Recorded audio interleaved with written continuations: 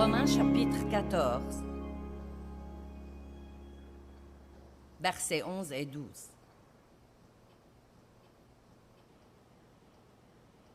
Car il est écrit, « Aussi vrai que je vis, dit le Seigneur, tout genou fléchira devant moi, et toute langue rendra gloire à Dieu, reconnaîtra son honneur et le louera. » Or, tout genou veut dire que même ceux qui ne croient pas maintenant s'agenouilleront un jour. Et ce sera un moment passionnant, n'est-ce pas? Eh bien, du moins, il le sera pour nous. Je ne sais pas à quel point ce sera passionnant pour les gens qui ont passé toute leur vie à ne pas croire. Ou d'ailleurs, même les gens qui disent qu'ils croient, mais qui ont passé leur vie à faire des compromis. Regardons le verset d'après.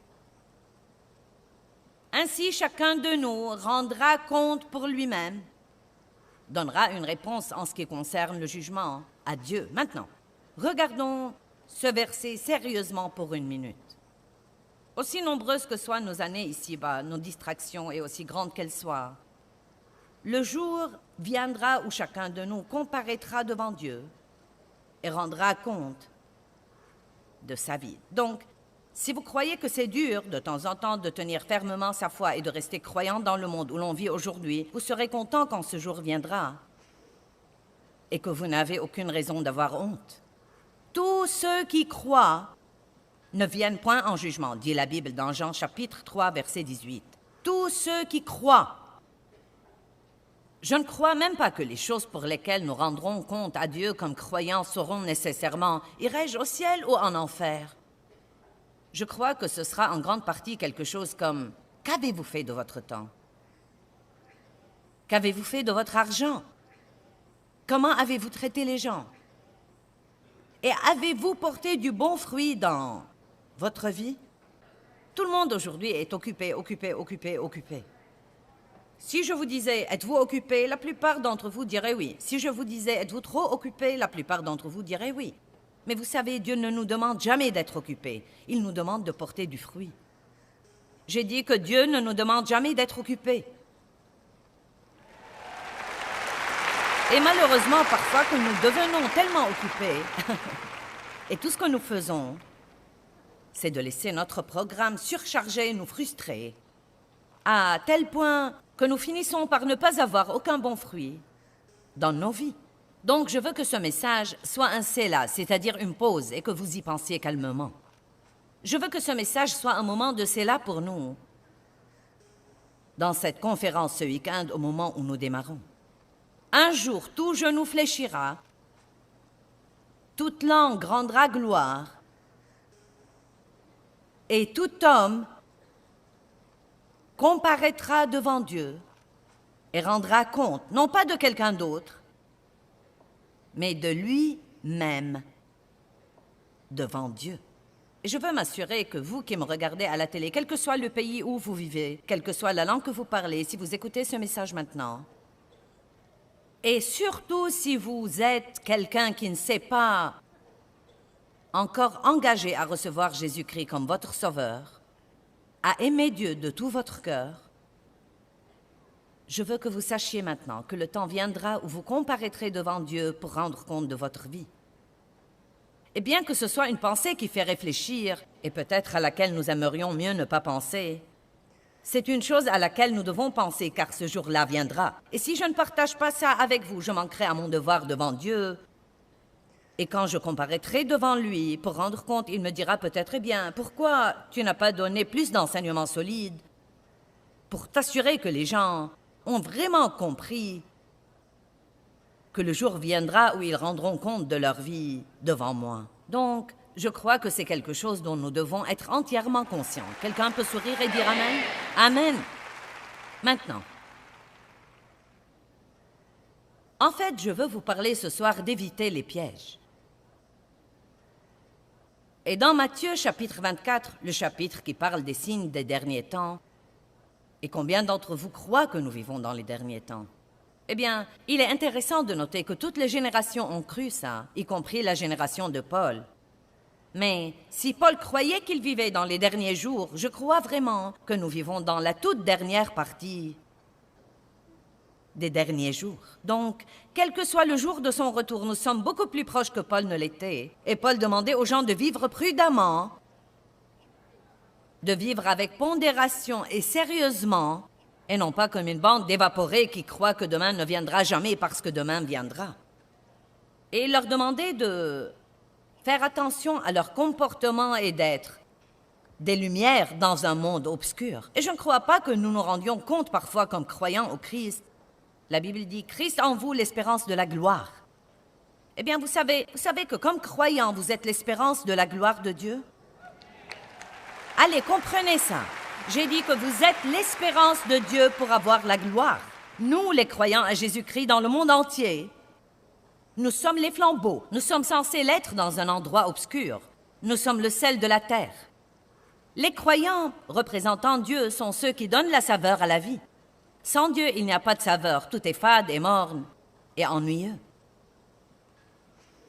Et c'est une pensée qui fait réfléchir comme quoi, non seulement le Christ en moi est l'espérance de ma gloire, mais il est encore l'espérance de la gloire qu'il mérite lui-même. Un autre genre de pensée qui fait réfléchir. Donc Jésus a dit, il a donné les signes des derniers jours. Et une des choses qu'il a dites était que la tromperie allait être grande dans les derniers jours. Il a dit, prenez garde que personne ne vous égare. Il nous a donné une responsabilité. Eh bien ça alors, j'espère ne jamais être trompé. J'aimerais ne jamais être trompé. Non, nous ne devons pas avoir ce genre d'attitude passive. Une attitude passive est une porte ouverte à Satan pour entrer et détruire nos vies. Nous devons être actifs. Nous devons être agressifs. Nous devons rester informés. Et la tromperie est une chose horrible, horrible, horrible, et il y en a tellement. La tromperie veut dire que nous croyons un mensonge. D'une façon ou d'une autre, Satan nous a convaincus de quelque chose qui n'est pas vrai, mais si nous le croyons, cela devient vrai pour nous. Et je me permets de dire, et s'il vous plaît, ne vous offensez pas quand je dis ça, mais il est possible que presque tout le monde dans ce bâtiment, je dis toujours presque tout le monde, car si quelqu'un veut s'en offenser, il peut penser qu'il est celui dont je ne parle pas. Donc je me permets de dire que presque tout le monde dans le bâtiment est probablement trompé sur un certain plan de sa vie en ce moment, y compris moi. C'est quelque chose que vous pouvez croire qu'il est vrai. Donc pour vous, c'est devenu votre réalité, bien que ce ne soit pas du tout vrai.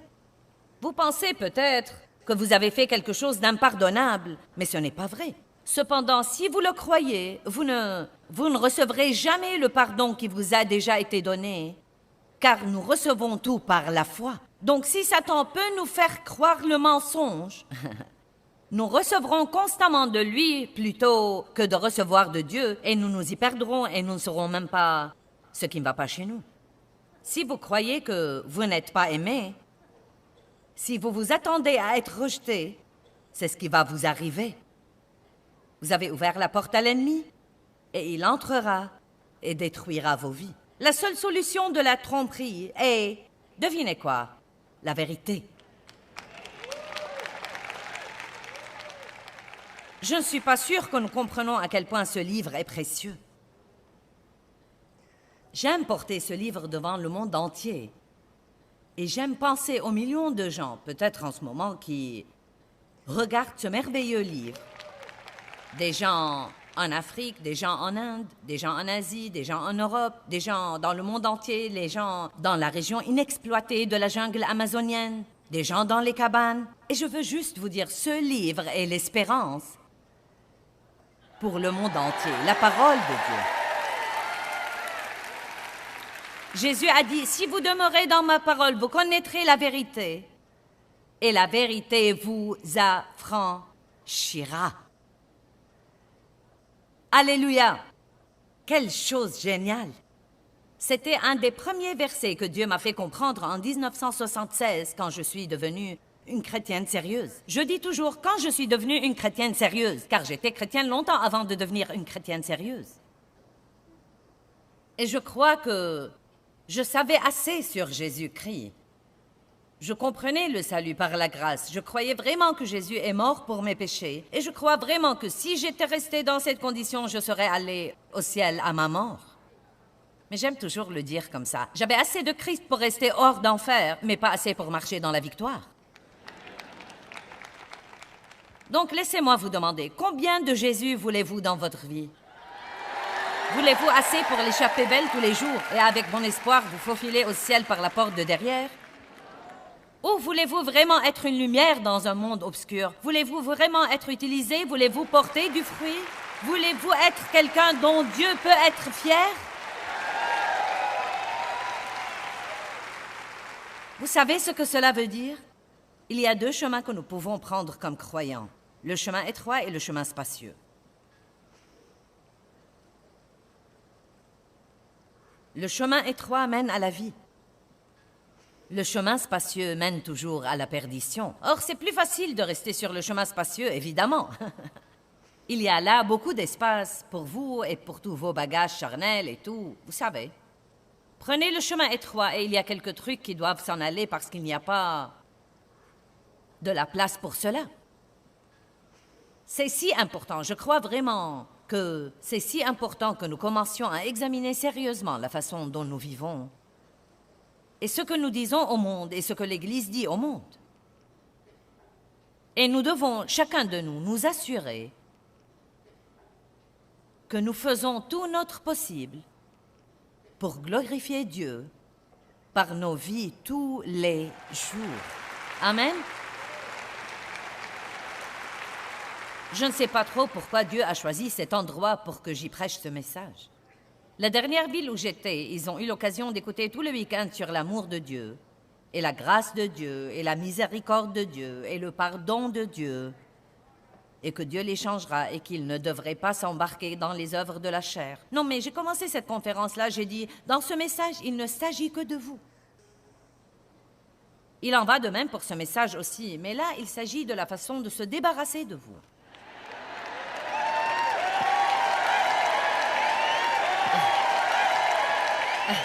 Ce week-end, nous allons dire adieu à vous. Adieu, adieu. Oh, mais la joie va s'accroître et la paix va se multiplier. Vous savez, à la fin de la Genèse 3, ou bien au début de la Genèse 3, le premier livre de la Bible, Satan avait déjà réussi à tromper Ève. 2 chapitres et une partie d'un autre, c'est le temps que ça a pris. Donc je me demande combien de tromperies il y a aujourd'hui après qu'il ait eu tous ces milliers et milliers multipliés d'années pour travailler sur les gens. Nous croyons beaucoup de choses erronées sur Dieu. Beaucoup de gens croient que Dieu est la source de leurs problèmes. Eh bien Dieu, pourquoi m'as-tu fait ça? Pourquoi as-tu laissé ceci m'arriver? Ce n'est pas vrai. Mais vous n'allez jamais savoir la vérité sur Dieu, à moins que vous ne connaissiez son caractère, par sa parole. Eh bien, j'ai essayé de lire la Bible, Joyce, et je ne peux pas la comprendre. Non, non, non, non, non, non, non, non, non. D'abord, je ne crois pas que vous puissiez lire la Bible et la comprendre, à moins que vous ne receviez Christ par la puissance du Saint-Esprit, parce qu'il va vous donner la révélation. Mais vous pouvez commencer. Et comme vous commencez à lire, Dieu remplira votre vie et vous éclairera. Mais il y a trop de traductions de la Bible aujourd'hui qui la rendent facile à comprendre. Nul ne peut dire qu'il ne peut pas comprendre la Bible. Vous savez avec quoi j'ai commencé quand j'avais 20 ans? Vous savez ce que j'ai lu? La Bible illustrée pour enfants. Et il n'y a pas de honte à ça. Si vous ne pouvez pas la comprendre d'aucune façon, allez donc chercher la Bible illustrée pour enfants. Ou ma petite série Le Zoo de tous les jours. Commencez avec cette série qui a été écrite pour les enfants de 4 ans, d'accord? Mais ne dites pas « je ne peux pas comprendre la Bible », car c'est une excuse pour ne jamais la lire. La Bible est le livre le plus merveilleux dans le monde entier. Apocalypse 12 nous enseigne que Satan est le trompeur, le grand trompeur qui ne fait que tromper. Le mot tromperie, si vous l'étudiez dans le dictionnaire grec, veut dire tricher, tromper, leurrer. Ça veut dire donner une impression erronée. et j'ai pensé, brièvement, aux innombrables impressions erronées qu'il y a dans le monde aujourd'hui. Qu'est-ce qui arriverait si toutes les apparences étaient retirées de toutes choses? Je me demande quel genre de laideur nous aurions. Combien de publicités qui promettent d'être votre solution à tout et ne sont en fait que des impressions erronées? Combien de personnes donnent une impression erronée? Même combien de gens religieux donnent une impression erronée? Ils agissent très religieusement et pieusement quand ils sont avec leurs prétendus saints religieux amis, mais à la maison, derrière les portes fermées, ils sont un cauchemar et une terreur. Mais quand ce jour viendra et que nous comparaîtrons devant Dieu pour rendre compte de nous-mêmes, je crois que nous nous tiendrons là, dépouillés de notre masque. Donc cela veut peut-être dire qu'il est temps de nous examiner sérieusement. Et vous savez, en 1976, quand Dieu a vraiment touché ma vie et que j'avais assez de religion et que je n'avais aucune victoire dans ma vie, c'est à ce moment-là que j'ai commencé une relation sérieuse avec Dieu. Une des premières choses qui me sont arrivées était que Dieu a commencé à m'amener à m'examiner sérieusement. Il était temps pour moi d'arrêter d'attribuer aux autres la responsabilité de mes problèmes, de prendre la responsabilité de ma vie et de mon comportement, d'arrêter d'attribuer à mon passé la responsabilité de mon mauvais comportement et de prendre la décision qu'il était temps de grandir. J'ai dit à Matt Redman ce soir, « Nous n'aurons peut-être pas beaucoup de rire ce week-end. » Il m'a dit, « Oh, tu dis toujours ça, mais tu finis par faire rire les gens. Vous savez quoi? J'espère que vous aimerez ce message avec ou sans rire, mais dans les deux cas, nous devons avoir certains de ces messages plus forts, plus solides. Vous savez, Jésus disait de temps en temps, « Solennellement, je vous dis. » Et ce n'est pas une si mauvaise chose non plus. En vérité, en vérité, je vous dis. Et je veux que nous nous assurions tous.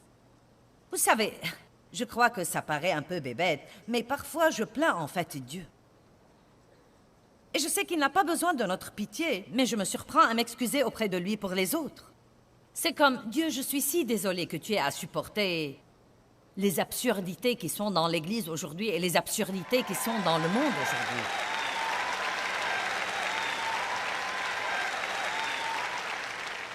Et vous savez quoi? Le monde est un gâchis. C'est un gâchis et j'essaye de prêcher ce week-end sur la façon d'être pieux dans un monde impie. Nous devons bien nous garder d'être trompés et d'être dupés par tout le compromis qui est là. Nous ne devons pas continuer à transiger. Nous devons savoir ce que nous croyons et être préparés à tenir fermement à ce que nous croyons et pour ce que nous croyons, même si cela veut dire que nous devons souffrir pour cela parfois. Et la souffrance n'est pas un mot très populaire dans l'Église des temps modernes. Non, mais vous risquez d'être lapidé si vous prêchez la souffrance. Mais Jésus a dit, il vaut mieux souffrir pour la justice que souffrir pour le péché. Amen.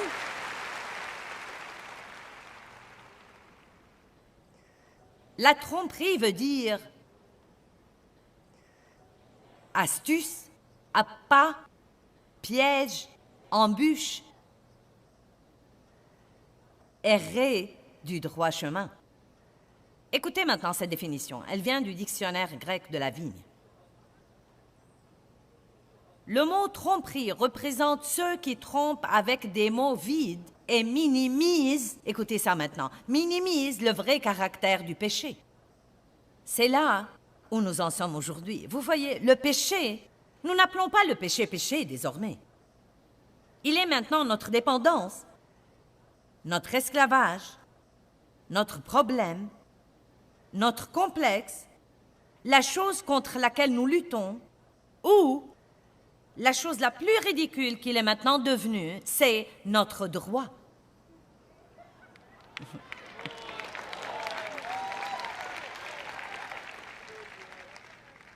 C'est notre droit de faire des choses immorales. Eh bien, vous savez quoi? Dieu protégera votre droit d'aller en enfer si c'est ce que vous voulez. Non, mais la Bible dit, j'ai mis devant toi la vie et la mort choisie. Oh oui, nous avons le libre arbitre. Eh bien, vous savez quoi? Dieu est d'une patience à toute épreuve. Et il est miséricordieux. Il est patient et il fait beaucoup d'efforts pour sauver les gens du péché dans son pardon et sa miséricorde. Et je crois vraiment que c'est ce qu'il essaye de faire en ce moment même, par ma bouche. Et évidemment, vous êtes tous ici et j'apprécie votre présence ici. Mais je m'adresse non seulement à vous ce soir, ou peut-être principalement à vous, mais encore à tous les gens dans le monde entier qui ont zappé à cette émission et qui croient que c'était par hasard. Et Dieu essaye de vous parler. Il essaye de vous faire savoir combien il se soucie de vous et vous aime et qu'il a pour vous une vie bien meilleure que celle que vous vivez en ce moment. Peut-être que vous ne savez pas grand-chose sur Dieu et vous croyez que vous êtes hors de sa portée, mais laissez-moi vous dire quelque chose. Dieu a un long bras et il peut étendre le bras et vous soulever de votre fosse pour vous sauver.